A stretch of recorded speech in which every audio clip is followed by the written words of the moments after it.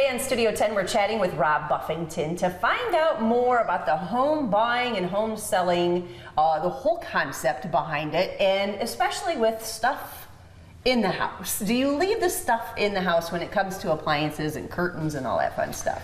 Yeah, so most of the time, the biggest question on what stays with the home is washer and dryer. And most of the time when I list a house, I actually put it in reserved items because we use it as a negotiating tactic later on in the process. So we get an offer that's maybe not full price or whatnot, and they throw in the appliances, the buyer would. We would then go back and renegotiate and say, well, we want full price, but we'll give you the appliances with the property. Okay, so that covers washer and dryer, but in the kitchen, what about the stove and the microwave and the refrigerator, all stainless steel? Does that normally stay?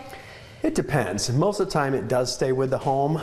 Sometimes you'll get someone that's attached. I actually sold a house recently in Grand Ledge, and the seller was really attached to the refrigerator. It was one of those smart refrigerators that actually told you when you were out of milk or something. Yeah. I don't know. I don't have that type of refrigerator. It's one of those fancy ones. It was. Yeah. So they actually really wanted to reserve it. The buyers really wanted it.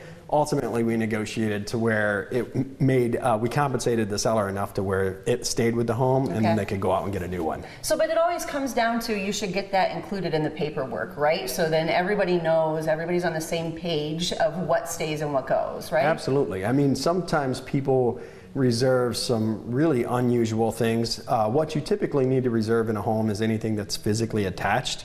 So it could be a shelf, it could be TVs, it could be appliances, obviously. Those are the items that we see reserved. Sometimes it's landscape rocks, sometimes it's plants outside. I mean, you can't just come and take that stuff after you've sold a home. Yeah. But there's 20 years plus of doing this, I've seen some unusual requests from buyers wanting certain items in homes. Well, that's what I was going to ask you. So what is one of the more unusual requests that you've seen?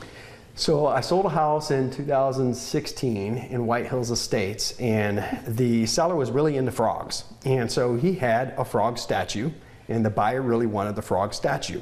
Well, I had no idea that this frog statue was about $7,500.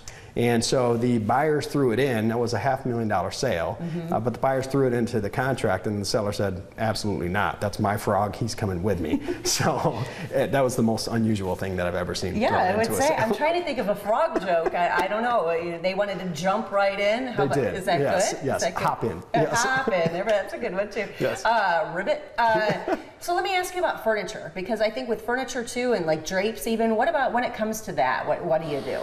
Yeah, again, we're going to reserve things that the seller would like to keep, but most of the time, definitely your rods stay with the home. They're physically attached again, but sometimes people have drapes that match their furniture or something like that, and that's definitely something that can be reserved. All right, well, very good. Well, thank you for the information today. So now we kind of know what goes with the house, what stays with the house, including those frogs. How do people find out more? Pretty easy, homesecrets.net. All right, well, stick around. We've got more fun coming up on Studio 10.